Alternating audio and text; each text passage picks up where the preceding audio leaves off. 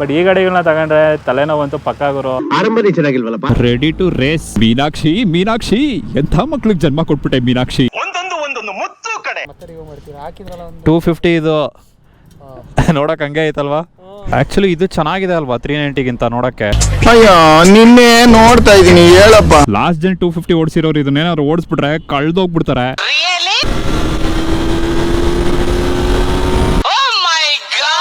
ನಂದು ಯೂಟ್ಯೂಬಲ್ಲಿ ಐತೆ ನೋಡಿ, ಟಿಪಿಕಲ್ ಕನ್ನಡಿಗ ಅಂತ.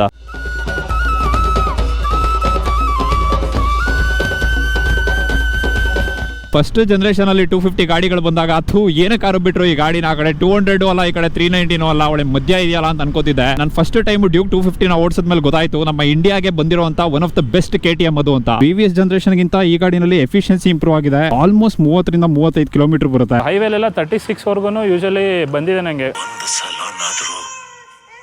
ಹೇಳೋ ಕತೆ ನಿಜ ಆಗ್ಬಿಡ್ಲಿ ಅನ್ನಿಸ್ತಾ ಇದೆ. ನಮ್ಮ ದೇಶದಲ್ಲಿ ನಮ್ಮ ಜನರ ಲೈಫ್ ಸ್ಟೈಲ್ಗೆ ನಮ್ಮಲ್ಲಿರುವಂತ ರೋಡ್ಗಳಿಗೆ ಮೋಸ್ಟ್ಲಿ 250 ಇಂದ 300cc ಗಾಡಿಗಳು ಸಾಕು ಅನ್ಸುತ್ತೆ. ಮುಂಚೆ ಎಲ್ಲ ಮನೇಲಿ 150cc ಗಾಡಿ ಕೊಡ್ಸಕ್ಕೆ ಹೇಳ್ತಾ ಇದ್ರು, ಇಷ್ಟೊಂದು ಪವರ್ ಇದೆ ಎಲ್ಲಾರು ಹೋಗಿ ಆಯ್ಕೊಂಡ್ಬಿಡ್ತೀಯ ಅಂತ. ಆದ್ರೆ ಇವಾಗ ಚಿಕ್ಕ ಕೈಗಳೆಲ್ಲ 650cc ತಗೊಂಡು ಅವಳಿ ಮಾಡ್ತಾವ್ರೆ. ನನ್ನ ಅಷ್ಟಕ್ಕೆ ನಾನು ಇರ್ತೀನಿ, ಸುಮ್ನೆ ಬಂದ್ ಕೆಣಕ್ಸೋದ್ ನನ್ ಮಕ್ಕಳು. GT ಅಂತ ಬ್ಯಾಡ್ಜ್ ಇರೋದೆಲ್ಲ ಎಕ್ಸ್ಪೆನ್ಸಿವ್ ಅಂತ ಜನ ಅಪಾರ್ಥ ಮಾಡ್ಕೊಂಡ್ಬಿಟ್ಟಿದ್ದಾರೆ. ಇದು ರಿಯಲ್ GT. ವೀಲ್ಸ್ ಏನ್ ಕ್ರೇಜಿ ಆಗಿದೆ ಗುರು. ಇದು ಎಷ್ಟೊಂದು ಲಕ್ಷ ಆಯ್ತಾ ವೀಲ್ಗೆ? 1 ಲಕ್ಷ. ಎಂಜಿನ್ ಬಟರ್ ಸ್ಮೂತ್ ಆಗಿದೆ ಗುರು. ಗೇರ್ ಶಿಫ್ಟ್ ಆಕ್ಚುಲಿ 390 ಗಿಂತ ಚೆನ್ನಾಗಿದೆ. ನಾನು ಇಷ್ಟು ದಿವಸ ಓಡಿಸಿರೋ ಪ್ರಕಾರ 390 ನಲ್ಲಿ ತುಂಬಾನೇ ನೆಗೆಟಿವ್ ಪಾಯಿಂಟ್ಸ್ ಇದೆ. ಅದರಲ್ಲಿ ಒಂದಷ್ಟು 250 ನಲ್ಲಿ ಸಾಲ್ಟ್ ಆಗಿದೆ ಅಂತ ನನ್ಗೆ ಅನಿಸ್ತಿದೆ. ಅದರಲ್ಲಿ ಮೇನ್ ಪಾಯಿಂಟ್ ಬಂದು ಇದರಲ್ಲಿರುವಂತ ಎಂಜಿನ್. ಇದರಲ್ಲಿರೋದು 249cc liquid cooled engine, 31 bhp ಇದೆ, 26 ನ್ಯೂಟನ್ ಮೀಟರ್ ಟಾರ್ಕ್ ಇದೆ. ಅಟ್ ಪ್ರೆಸೆಂಟ್ ಇವಾಗ ಯಮಹಾದಲ್ಲಿ ಮತ್ತೆ ಸುಜುಕಿಯಲ್ಲಿ 250cc ಇಂಜಿನ್ ಇದೆ, ಬಟ್ ಅದು ಎರಡರಲ್ಲೂ ತಾಕತ್ತಿಲ್ಲ. ಮುಂಚೆ CBR 250 ಅಂತ ಒಂದು ಲೆಜೆಂಡರಿ ಗಾಡಿ ಇತ್ತು. ಅದು 250 ಸೇಲ್ಗಿದ್ಯಾ? CBR ಯಾವ್ದಾದ್ರು ನಂದೆ ಓಡಿಸಬೇಕಾಗ ಓಡಿಸ್ತಾ ಇರಿ. ಈ ಗಾಡಿ ಒಂಥರ ಮಸ್ತ್ ಅನ್ಕೊಳ್ಳಿ. ಇವತ್ತಿಗೂ ಈ ತರ ಇಂಜಿನ್ ಬಂದಿಲ್ಲ.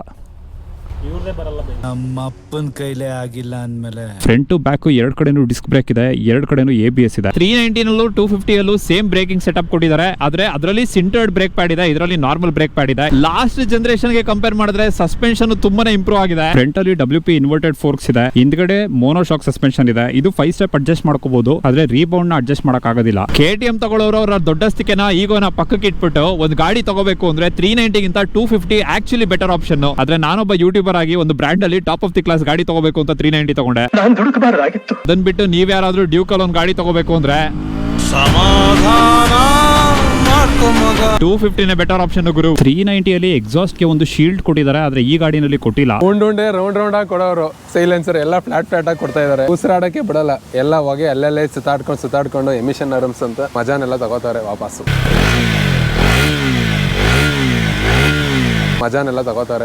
ಆಕ್ಟಾವಿಯಾ VRS ಗುರು. ಗಾಡಿ ಐಡ್ಲಿಂಗ್ ಅಲ್ಲಿ ಇದ್ದಾಗಲೂ ನಿಮಗೆ ವೈಬ್ರೇಷನ್ ಫೀಲ್ ಆಗುತ್ತೆ. ರೆವ್ ಮಾಡಿದಾಗಂತೂ ತೊಡೆ ಹತ್ರ ಎಲ್ಲ ಫೀಲ್ ಆಗುತ್ತೆ.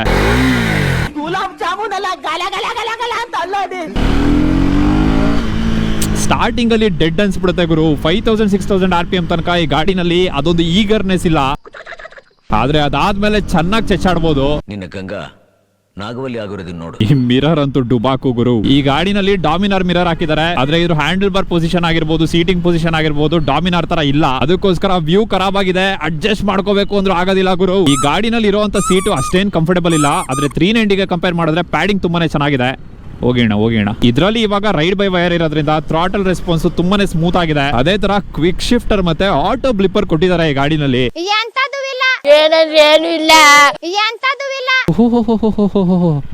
ಮಹಾಪ್ರಭು, ಇದೇನು ಸಡನ್ ಆಗಿ ರೋಡ್ ಆಗ್ತಾ ಇದಾರೆ? ಎಲೆಕ್ಷನ್ ಏನಾದ್ರು ಹತ್ರ ಬಂತ? ಪಕ್ಕದಲ್ಲೇ ಟಾರ್ ಆಗ್ತಾವ್ರೆ. ಈ ರೋಡ್ ಕಿತ್ತು ಒದ್ರೋಗ್ಬಿಟ್ಟೈತೆ. ಬಟನ್ಸ್ ಸೇಮ್ 390 ನಲ್ಲಿ ಏನಿದೆ ಅದನ್ನೇ ಕೊಟ್ಟಿದ್ದಾರೆ. ಸ್ಕ್ರೀನ್ ಇದರಲ್ಲಿ ನಾರ್ಮಲ್ LCD ಇದೆ, ಆದ್ರೆ TFT ಸ್ಕ್ರೀನ್ ಅಲ್ಲಿ ಇರುವಂತ ಆಲ್ಮೋಸ್ಟ್ 80% ಫೀಚರ್ಸ್ ಇದರಲ್ಲೂ ಸಿಗುತ್ತೆ ನಿಮಗೆ. ಇದರಲ್ಲಿ ಈ ಸ್ಕ್ರೀನ್ ಕೊಡೋ ಬದಲು ಅಕಸ್ಮಾತ್ ಏನಾದ್ರು TFT ಸ್ಕ್ರೀನ್ ಕೊಟ್ಬಿಟ್ಟಿದ್ರೆ ಅರ್ಧಕ್ಕರ್ಧ ಡ್ಯೂಕ್ 390 ಸೇಲ್ಸ್ ಬಿದೋಗ್ಬಿಡ್ತಾ ಇತ್ತು. ಮೊದ್ಲೇ ಯಾರು ಆ ಗಾಡಿ ತಗೋತಾ ಇಲ್ಲ. ಆಯ್ಕೊಂಡ್ ತಿಂತಿದ್ವಿ, ತಿರ್ಕೊಂಡ್ ತಿನ್ನೋಂಗ್ ಮಾಡ್ಬಿಟ್ಟ. ಹಳೆ ಡ್ಯೂಕ್ 250 ನ ಓಡಿಸಿರೋರ್ಗೆ ಹೀಟಿಂಗ್ ಅನ್ನೋದು ಒಂದು ತುಂಬಾನೇ ದೊಡ್ಡ ಇಶ್ಯೂ ಆಗಿರುತ್ತೆ. ಆದ್ರೆ ಈ ಗಾಡಿನಲ್ಲಿ ಇಷ್ಟೊತ್ತು ಓಡಿಸಿದ ಮೇಲೂ ಹೀಟಿಂಗ್ ಏನ್ ಅಷ್ಟು ಮೇಜರ್ ಆಗಿ ಫೀಲ್ ಆಗ್ತಿಲ್ಲ. ಇದರಲ್ಲಿ ಸಿಂಗಲ್ ಫ್ಯಾನ್ ಇದ್ರೂ ಕೂಡ ಕರ್ವ್ಡ್ ರೇಡಿಯೇಟರ್ ನ ಕೊಟ್ಟಿದ್ದಾರೆ. ಇದರಿಂದ ಕೂಲಿಂಗ್ ಸಿಸ್ಟಮ್ ತುಂಬಾನೇ ಚೆನ್ನಾಗಿ ವರ್ಕ್ ಆಗುತ್ತೆ. ಹೊಸ 250 ಇಂಜಿನ್ ಹಳೆದ್ರ ಮೇಲೆ ಬೇಸ್ ಆಗಿದ್ರು ಕೂಡ ತುಂಬಾನೇ ಚೇಂಜಸ್ ಮಾಡಿದ್ದಾರೆ. ಗೇರ್ ರೇಷೋ ಡಿಫರೆಂಟ್ ಆಗಿದೆ, final drive ration actually different ಆಗಿದೆ. ಜೊತೆಗೆ ಒಂಚೂರು ಕಂಪ್ರೆಷನ್ ರೇಷೋ ಜಾಸ್ತಿ ಇದೆ. ಅದೇ ತರ ಇದರಲ್ಲಿ DOHC ಇಲ್ಲ, SOHC ಇದೆ. ಇಂಟೇಕ್ ಎಕ್ಸಾಸ್ಟ್ ಅಂದ್ರೆ ಮೂವ್ಮೆಂಟ್ ಇದಕ್ಕೆ ಸಪರೇಟ್ ಆಗಿ ಕ್ಯಾಮ್ ಬರೋದು. ಅದನ್ನ ಈಗ ಒಂದೇ ಕ್ಯಾಮ್ರಲ್ಲಿ ಮಾಡ್ತಾ ಇದ್ದಾರೆ. ಯಾವ ಗಾಡೀಲಿ ಬರ್ತದೋ ಈ ಮಾಮೂಲಿ ನಮ್ಮ ಹೀರೋ ಹೊಂಡಾ ಇದ್ರಲ್ಲೆಲ್ಲ ಬರೋದಲ್ಲ, SOHC ಸೆಟಪ್ ಇಂದ DOHC ಹೋಗ್ತಾರೆ. ಇವರು DOHC ಸೆಟಪ್ ಇಂದ SOHC ಹೋಗಿದ್ದಾರೆ. ಗೊತ್ತಿಲ್ಲ, ಅವ್ರನ್ನೇ ಕೇಳ್ಬೇಕು. ಇಂಜಿನಿಯರ್ಸ್ ಅವ್ರ ತಾನೆ. ಈ ಗಾಡಿನಲ್ಲಿರೋ ಹೆಡ್ಲೈಟ್ 390 ತರ ವರ್ಸ್ಟ್ ಗುರು. ಆರನ್ ಇನ್ನೂ ಚೆನ್ನಾಗಿರೋದು ಕೊಡ್ಬೋದಿತ್ತು. ಯಾವ್ದೋ ಆಫೀಸ್ ಡೆಸ್ಕ್ ಮೇಲಿರೋ ಬಜಾರ್ ತರ ಇದೆ ಇದು. ಹೋಗುತ್ತೆ.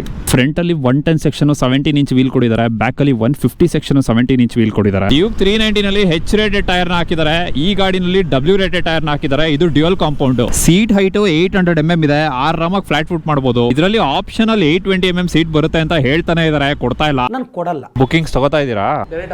ಟೆಸ್ಟ್ ಡ್ರೈವ್ ಇಲ್ಲ, ಡಿಸ್ಪ್ಲೇನೂ ಇಲ್ಲ. ಯಾರಾದ್ರೂ ತುಂಬಾ ಕಾಸಿಟ್ಟಿರೋರು ಆ ಗಾಡಿನ ತಗೊಂಡ್ರೆ ನನಗ್ ತಂದು ಕೊಡಿ, ವಿಡಿಯೋ ಮಾಡ್ತೀನಿ. ಆನ್ ರೋಡ್ ಪ್ರೈಸ್ ಈ ಗಾಡಿಗೆ 3,15,000 ಇದೆ. ಇದಕ್ಕೆ ಪರ್ಫಾರ್ಮೆನ್ಸ್ ಅಲ್ಲಿ ಸ್ಟ್ರೈಟ್ ಅವೇ ಕಾಂಪಿಟೇಷನ್ ಕೊಡೋದು RTR 310, ಅದು ಆಲ್ಮೋಸ್ಟ್ 3,80,000 ಇದೆ. ಅದ್ರ ಜೊತೆಗೆ ಹೋಂಡಾದಲ್ಲಿರುವಂತ CB 300R ಅದು ಆಲ್ಮೋಸ್ಟ್ 3 ಚಿಲ್ಡ್ರನ್ ಇದೆ. ಅದು ಎಂಜಿನ್ ಎಷ್ಟೇ ಚೆನ್ನಾಗಿದ್ರು ಈ ಗಾಡಿ ಅಷ್ಟು ಎಕ್ಸೈಟಿಂಗ್ ಆಗಿಲ್ಲ. ಹುಡುಗರುಗಳಿಗೆ ಎಕ್ಸೈಟ್ಮೆಂಟ್ ಇರ್ಬೇಕು ಗುರು. ತೊಡೆ ಮಧ್ಯೆ ಏನಾದ್ರು ಇಟ್ಕೊಂಡ್ರೆ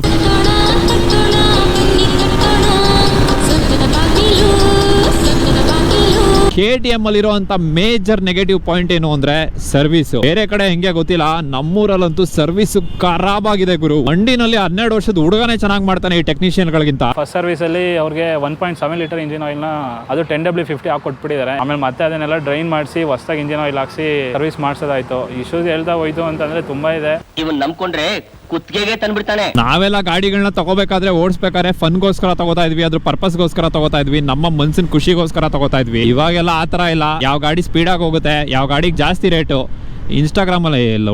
ಆವಾಗ ನಮ್ಮ ಗಾಡಿಗಳನ್ನ ತಗೊಂಡು ಬೇರೆ ಕಂಪೇರ್ ಮಾಡ್ಕೊಂಡು ಅದ್ರಲ್ಲಿ ಅದಿದೆ, ಇದ್ರಲ್ಲಿ ಇದಿಲ್ಲ, ಇದ್ರಲ್ಲಿ ಇದಿದೆ, ಅದ್ರಲ್ಲಿ ಅದಿಲ್ಲ. ವೈ ನಿಮ್ಮ ಇರೋ ಗಾಡಿಗಳನ್ನ ತಗೊಂಡಿರೋ ಓಡಿಸೋದಕ್ಕೆ ತಗೊಂಡಿದ್ದೀರಾ, ಅದರಲ್ಲಿ ಪೀಸಾಗಿ ಓಡಿಸ್ಕೊಂಡಿರಿ, ಕಂಪೇರ್ ಮಾಡಕ್ ಹೋಗ್ಬಾರ್ದು. ಎಂತಹ ಮಾತು ಹೇಳಿದ್ರೆ ತಂದೆ. ನನ್ನ ಹೆಸರೇನು ಅಂತ ಕೇಳೋರೆ ಆಗ್ಬಿಟ್ರು ಗುರು ಎಲ್ಲೋದ್ರು. ಅಷ್ಟೇ ಬಿಡಿ, ಸಾಕು. ನಾನು ಹೆಸರು ಇಟ್ಕೊಂಡು ಏನ್ ಮಾಡ್ತೀರಾ? ನನ್ನ ಹೆಸರು, ನನ್ನ ಅದೃಷ್ಟ ಯಾರಿಗೂ ಬೇಡ. ಲಾಸ್ಟ್ ಟೈಮ್ ಸುಜುಕಿ ಇವೆಂಟ್ ಹೋದಾಗ್ಲೂ ಅದೇ ಆಯ್ತು. ತೆಲುಗು, ತಮಿಳು, ಹಿಂದಿ, ಮಲಯಾಳಂ ಎಲ್ಲಾ ಯೂಟ್ಯೂಬರ್ಸ್ ನನ್ನ ಹೆಸರು ಕೇಳ್ಬಿಟ್ಟೇನೆ ಅರ್ಥ ಮಾಡ್ಕೊಂಡ್ರು ನಾನು ಕನ್ನಡದ ಯೂಟ್ಯೂಬರ್ ಅಂತ. ಅಷ್ಟು ಸಾಕಲ್ವಾ ಗುರು?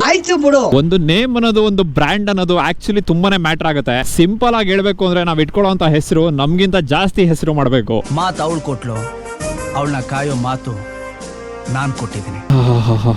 ನನ್ನ ಕಣ್ಣಿಗೆ ಅಲ್ಲಿ ಏನೋ ಬೀಳ್ತು. ವಿಲ್ಲೀಸ್ ಜೀಪು ಕಂಪ್ಲೀಟ್ ಆಗಿ ರಿಸ್ಟೋರ್ ಮಾಡಿದ್ದಾರೆ. ಯಾರ್ದಣ್ಣ ಇದು? ನೀವು ಯೂಟ್ಯೂಬ್ ನೋಡಲ್ವಾ ಅಂದೆ. ನಂದು ಯೂಟ್ಯೂಬ್ ಅಲ್ಲಿ ಐತೆ ನೋಡಿ, ಟಿಪಿಕಲ್ ಕನ್ನಡಿಗ ಅಂತ. ಅಂಕಲ್ ಇಣಿಕಿ ರಮ್ಯೂನ್ ಫೋಟೋ ನೋಡ್ತಾವ್ರೆ. ತರ ನೆಮ್ಮದಿಯಾಗಿ ನಾವ್ ಯಾವಾಗ ನಿದ್ದೆ ಮಾಡೋದು? ಇಲ್ಲ ಮರ್ತ್ಬಿಡಿ, ಅದು ಒಂದೇ ಸತಿ.